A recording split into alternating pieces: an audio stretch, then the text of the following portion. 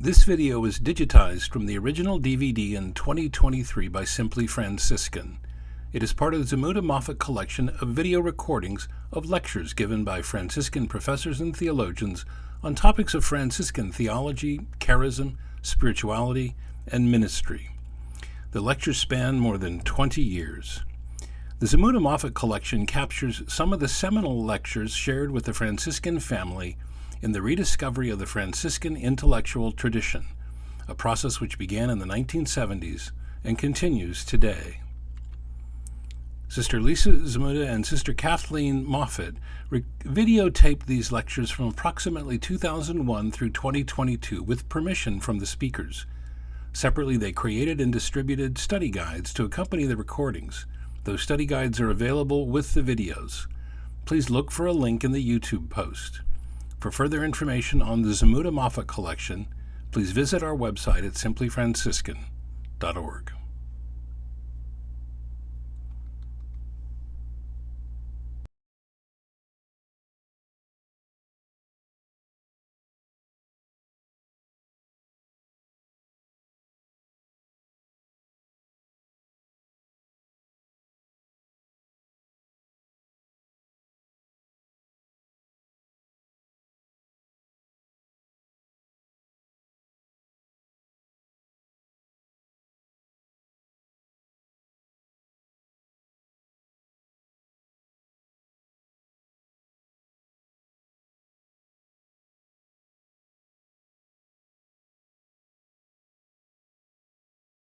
What is Haecceitas? Haecceitas is that something that defines a thing as it is in itself, even when it belongs to particular natures, common natures, classes, or sort of species of things. So what the doctrine of Haecceitas does is that it individuates each element of created being, and it identifies that element as having a dignity that comes not only from the fact that it is created, that it shares a common nature with other things of the same nature, but that within that common nature, that individual thing is absolutely and intrinsically unique and unrepeatable. And that's, if you want to do Franciscan ecology, or you want to do a Franciscan ethic for justice in creation, that's where you go. You go to Scotus's doctrine of Haecceitas. Don't start with the canticle. Don't start with the primacy of Christ. You can draw all of that in, but that's where you start. So when Francis looked at the sun, he saw a creature. He saw it as sharing a common nature, a created nature, the nature of all created things. But he saw that within this nature, as an existing created thing, that the sun was bright, that it gave light, that it was strong. The adjectives used, the sort of aesthetical objects used, are not simply objects, not simply adjectives. They are essential qualities that Francis saw the sun possessing, that differentiated it from other created elements. So when we look at something, we see its shape, we see its size, we see its color, we see its length, its breadth, and so on and so forth. We see the accidental qualities of a thing so that we can say, this is a chair, or this is a table, or this is a tagger. I love taggers. So these are tables, and they are not something else. Because they are not something else, because Haecceitas Scotus never deals with Haecceitas negatively. They are that thing in itself. So this is a chair, that's a chair. Both of them have chairness. If both of them have chairness, you know, what does this chair have that this other chair doesn't have? Haecceitas is the very being of a thing, in that thing, in itself, and its very being is its Haecceitas, its thisness. It is a this thing, and not some other thing. But that very being for Scotus is rooted in the substance of a thing and not its accidentals. It's the heart of every created thing. It's the very heart of every created thing. It's the indefinable yet the differentiating principle of its individuation. So even though Haecceitas is a metaphysical term, it's a philosophical term, for the Franciscan, it's a sort of gold field. We can't know the thisness of a thing. We can't know the Haecceitas of a thing through the accidentals of height and weight and colour and so on. We can only know it through acquaintance with it, or when we are in relation to and with it.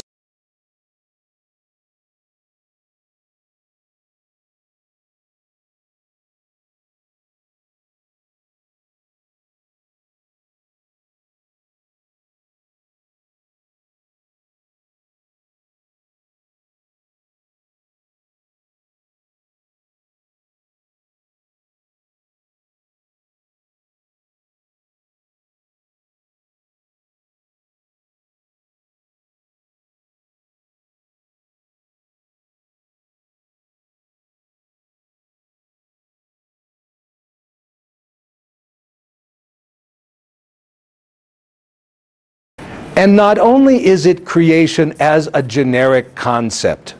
I love creation, it's just deer I hate. I love the idea of creation, but I don't like to walk around in it. Why? It's too specific, it's too concrete. It sometimes has thorns and mosquitoes, spiders. We know this in Franciscan language as Haecceitas. It's a word that John Duns Scotus had to invent because he couldn't find it in theology books. This is not the time for me to be able to explain. I'm not sure I could explain all of the philosophical reasoning behind Scotus's invention of Haecceitas. In simple terms, I could put it this way, that the majority opinion at his time, and I think in ours, is that there are basically two things of which things are made. Matter, the stuff, the material, and form, the idea, the model. It's hard to give simple language to these things. If you put some matter into one of these forms, you get a thing. Scotus says the world is much more complex and specific than that. It is more than matter and form. It is this unique identity of being this particular thing. In the simplest of terms, no two rocks are alike. Each is different. Heck, thisness is for Scotus one of the characteristics of the beings that we encounter. Uniqueness is fundamental to reality. It is not what is general and what is abstract, which should focus our attention. Rather, to look at what is different. What makes this thing, this person, this individual, this rock, if you like, different from every others. It's as if we could say everything in creation has a proper name. A good reflection, I'm not sure how intentional, of Francis's calling each creature brother and sister. Each has an identity. It is diversity and not sameness which is important here. The emphasis is on what makes me, me, what makes you, you. What makes this tree itself, and not that tree right next to it. This is neither being nor doing exactly. It is a being, our doing, and a doing of our being. That is, that each proper name becomes a verb. Henry is not just some matter called humanity and a form that's called German American male, and then just kind of accidentally he has this kind of hair and these kinds of eyes. No, Henry is Henry-ing. He is doing his being. We're touching on another Scotistic concept. He is, you might say, his mission is himself. His identity is his mission. We do be ourselves as each creature does its own being. Hopkins has to use poetic language in discussing this insight of Scotus. He speaks about each being ringing out like a bell its identity, doing its being. Two corollaries for this. Universals. Universals in the Franciscan view, and again this is a generalization, certainly for Scotus and those who are his followers, what we call universals: goodness, truth, beauty. These are helpful for conversation, because if we speak only in specifics, our conversations would tend to get very long. We group things together, we make abstractions or generalizations. Why? Because they help us to explain things. But it's rather a trap to move from that to giving those things real being in some world somewhere, where there exists the good, there exists the true, there exists the beautiful, and everything that we see and touch and know is actually some vague shadow or pointer, some analogy of that truly existing thing out there, which really deserves more attention.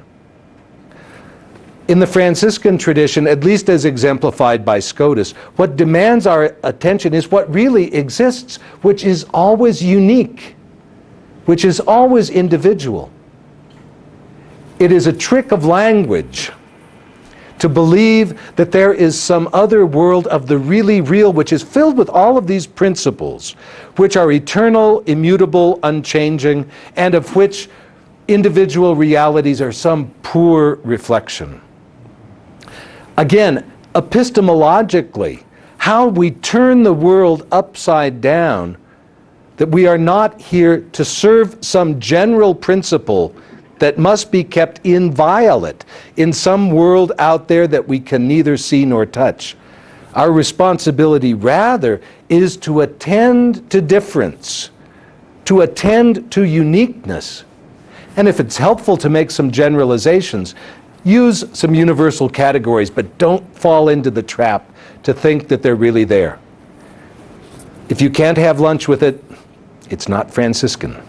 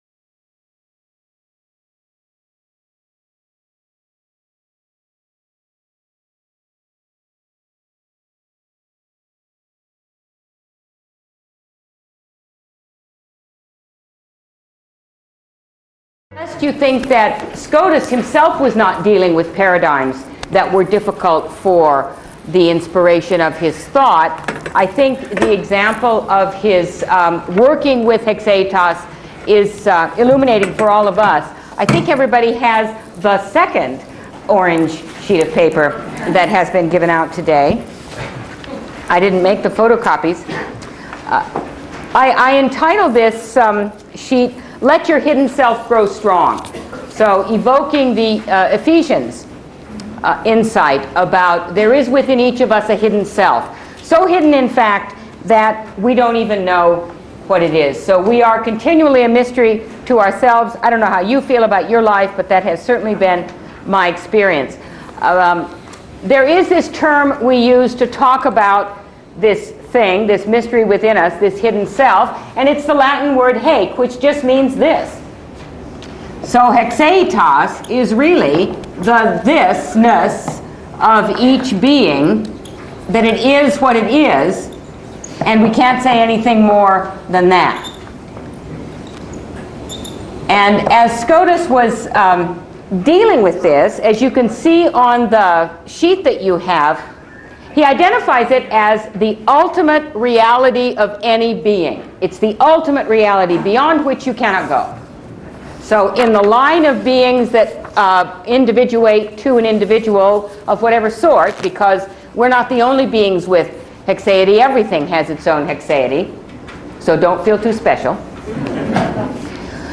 We're the last in the line. There's nothing more ultimate than the individual, of which haecceity is the term that we use to designate it. But notice on this orange sheet the kind of philosophical background that Scotus was dealing with. He was dealing with dualism. And I think today we are dealing with dualism, with all the different kinds of dualisms. The dualism of the Cold War, the dualisms of the First and Third World, the dualisms of our humanity, the body-soul dualism. And as I mentioned there was, and it really is a dilemma, it's a spiritual dilemma of dualism, and I think it's a dilemma for Christians, the dilemma of dualism. Because in many ways, with the affirmation of the resurrection of the body, there should be no dualism for us. And yet there is the reality of our experience of personal transcendence, that we are able to get beyond the materiality of this world as defined by space and time. So there is a part of us that is in another dimension, and perhaps not all of the time, but we would hope some of the time. And then there's another part of us that unfortunately gets left behind a little bit and maybe sometimes drags us down. We talk about it as our body and our soul, but in some ways these categories are not helpful for us as Christians because they can really turn us into Platonists, and we don't want to be Platonists. Because for Platonists, the soul is the person and the body is not. And that's not a good thing for us as Christians, because our bodies, as we know, are the temples of the Holy Spirit. So our complete individuated being is a being which is both body and soul. So the dilemma of dualism that I talk about here is the Platonic, which is probably most familiar to us and most dangerous, right? Because in old forms of spirituality, the body was evil, right? So you have to master the body, you've got to conquer the body, you've got all of these pieces that come with the body, our emotions, our passions, the kind of mixed bag that we know our body to be sometimes. So in the body-soul distinction of Platonic thought, there was the identification that the individual was identified with the soul. Now Aristotle tried to overcome that dualism, and he proposed what is called the hylomorphic union of the individual. That's the soul-body composite. So hylo, which means matter, and morphe, which means form. And so Aristotle tried to give us what is called the hylomorphic notion of a substance, which basically means it's a composite. We're a body-soul unit. I think Scotus was also dissatisfied with that. It was an attempt to overcome dualism, but notice it's a dualistic attempt to overcome dualism. There are two principles, and all we're affirming is the composite. When I think about this today, now if this is trivial, you can forget it. When I think about this today, it's as if Plato represents the either-or dichotomy, and Aristotle represents the both-and dichotomy, or the attempt to overcome the either-or dichotomy with the both-and. But both-and is just as dichotomous as either-or, so you're not really solving the problem. You're trying to bring two things together in a unit, but it doesn't really work because there are still two parts of the unit.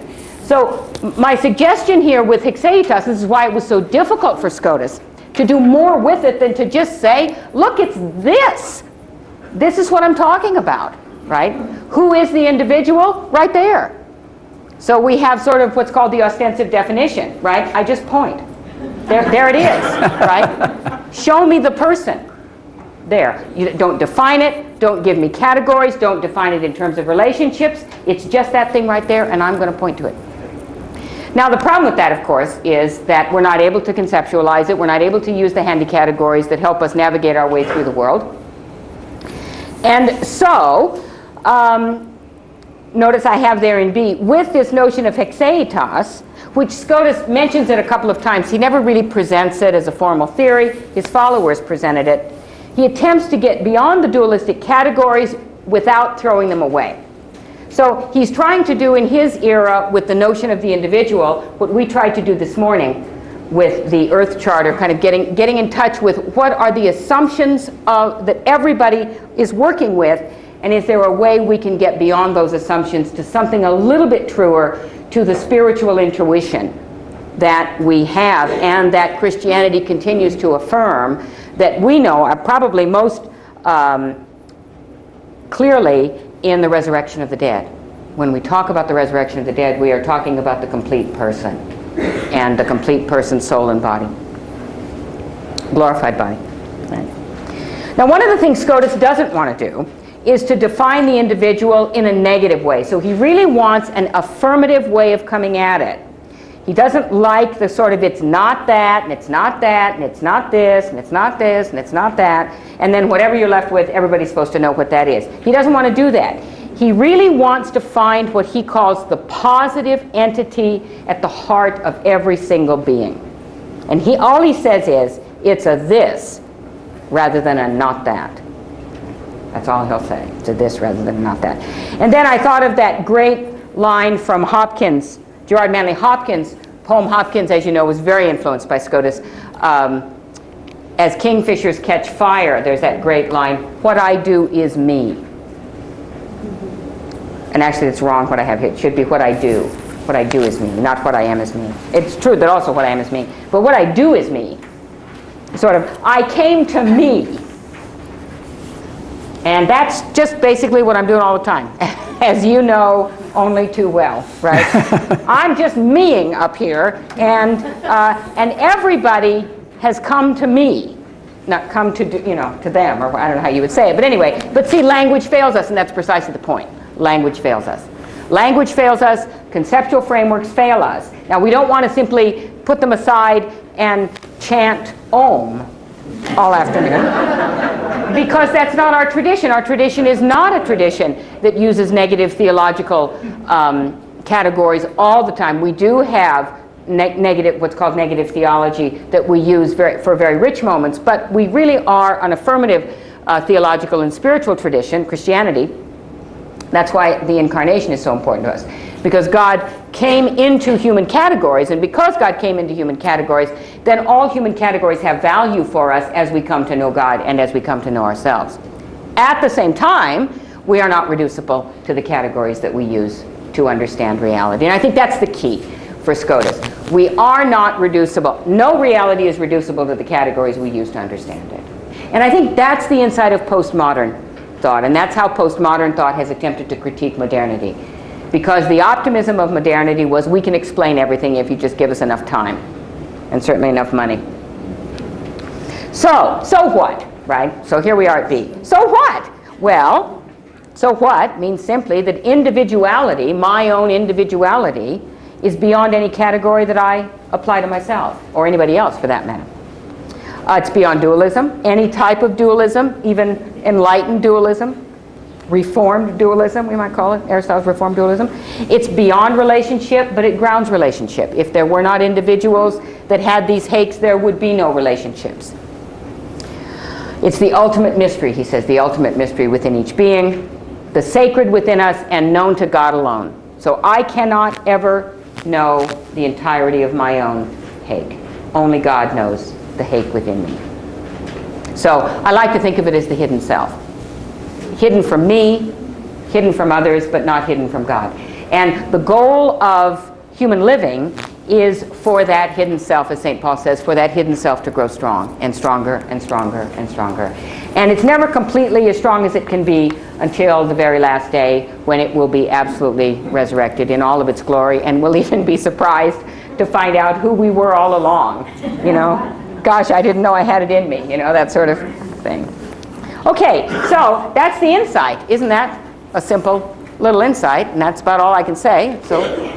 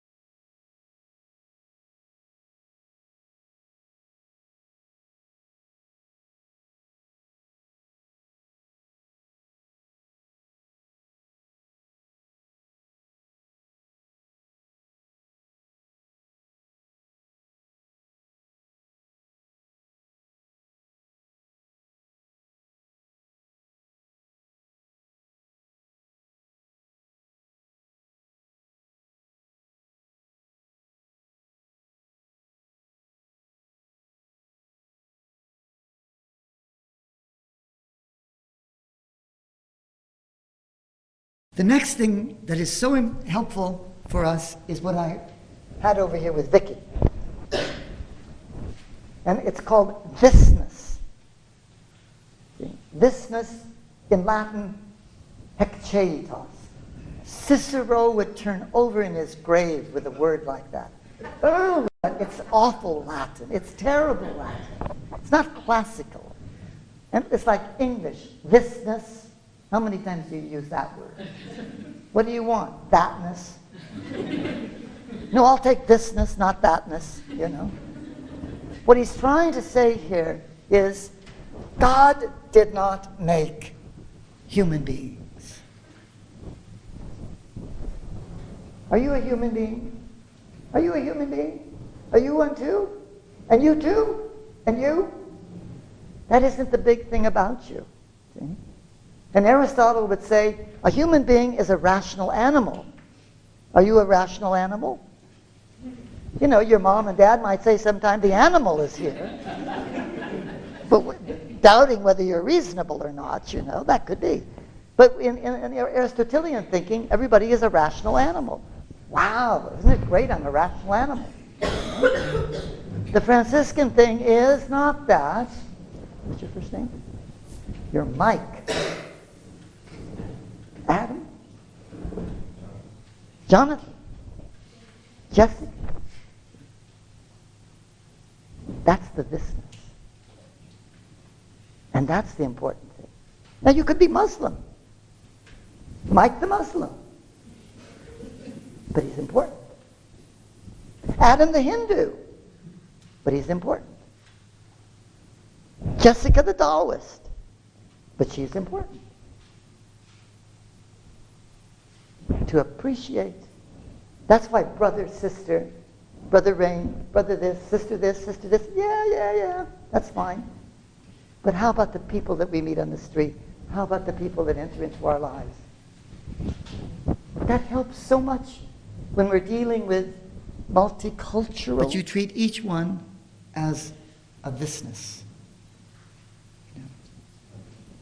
Whereas in the Dominican Aristotelian framework, you come out, the greatest thing is you're a human being.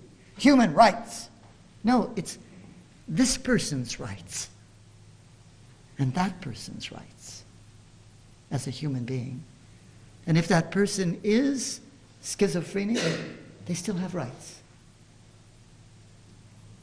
If that person is a woman, they have rights. If that person is a man, they have fewer rights than they think they have. Something like that. Then the other great thing about the Franciscan approach is its approach on contingency. And it's in this contingency thing that you move out of Aristotelian logic and you enter into modal logic, which is today's logic, the way of thinking, which brings time into it. Aristotle, in Interpretation, in his book on interpretation, says, when a thing is, it is necessarily. It's not contingent anymore. It's to be, if you are in reality, then your reality, it's necessary for you to be real. It's not contingent. Scotus says, are you crazy? There is nothing necessary vis-a-vis God.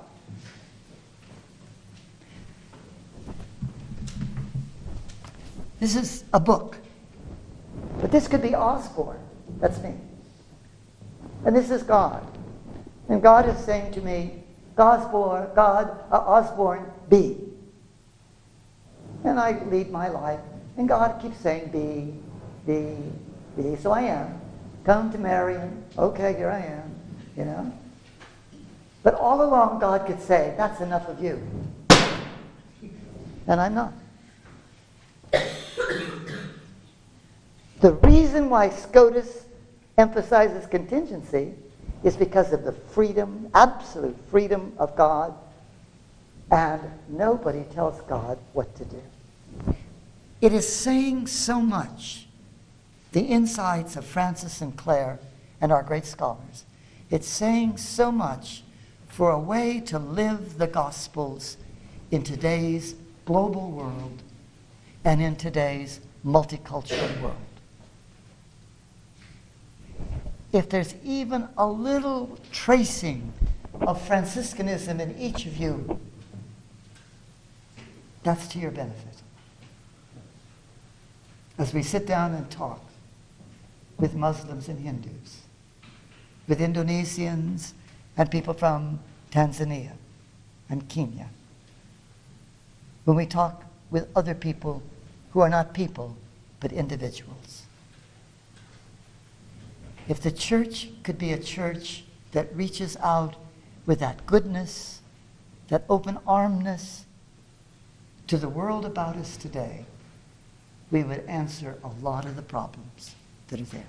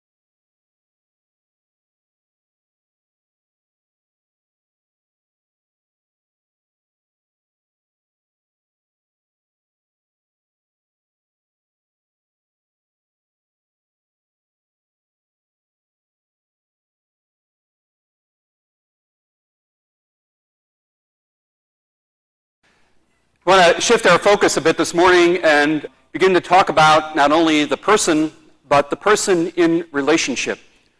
But as a basis for doing that, we want to begin with a very challenging concept from Scotus. It's the concept of individuation, thisness, individuality, and Haecceitas. I tried in this PowerPoint presentation to simply give you a few brief quotes that try to express in some way the essence of this concept. As Alan Walters wrote, it has a twofold function in Scotus's work. It makes an individual unique and incapable of duplication, even by an omnipotent God. Can you take that in? Unique, individual, incapable of duplication, even by an omnipotent God.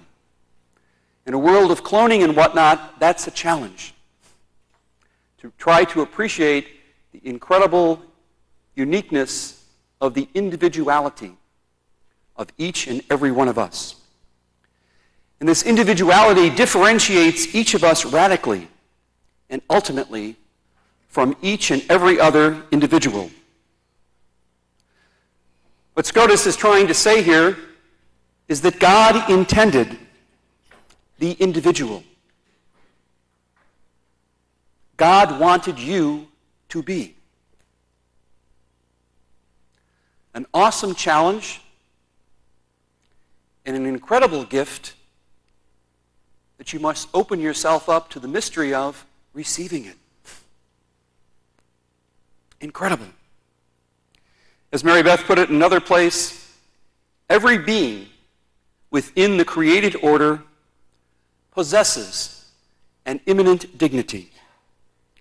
It's already gifted by a loving Creator with a sanctity beyond our ability to understand. We're encountering here a mystery of the divine aim of God's intention in creating everything that is. And all we can say is, wow. Wow. Look at that beautiful blue water. Wow.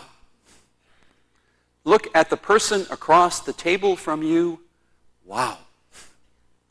This is what he's trying to, in some ways, help us to comprehend. And Mary Beth is saying, you'll never quite get it, but don't worry about it because God does. And that's what's really important, that you're simply open to the mystery of that. As she puts it in another place, each person's thisness is in fact a sacred mystery that is fully known to God alone. Try to, in some ways, drink that in. Imagine all of the implications of that. As Alan Walter said, this doctrine would seem to invest each individual as one with a value that is singularly wanted and loved by God, quite apart from any trait that person shares with others or any contribution he or she might make to society.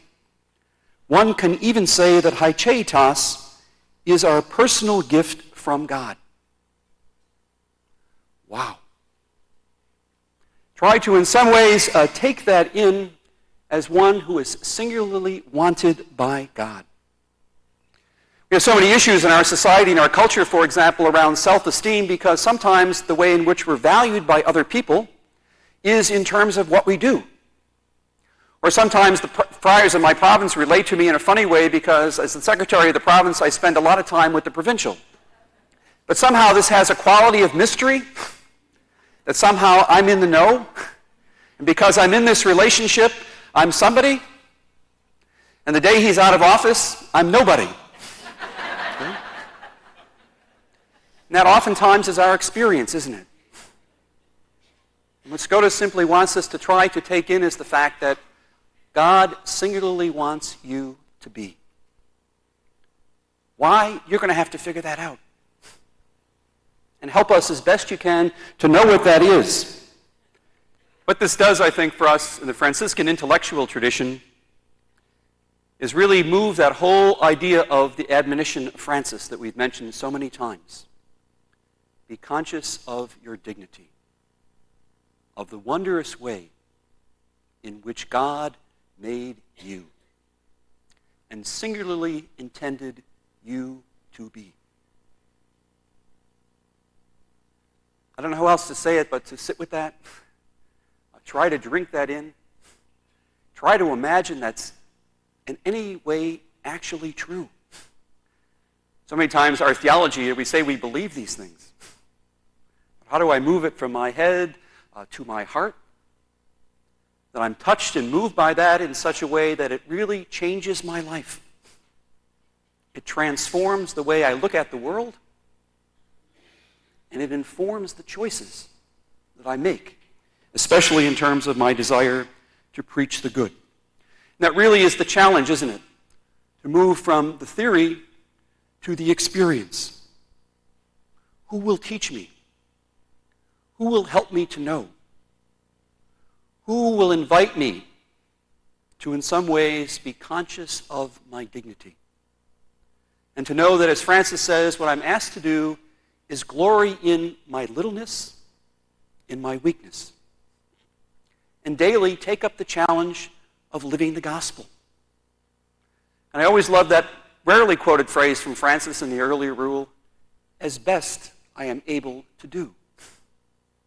It doesn't let you off the hook, but it gives you incredible freedom and responsibility.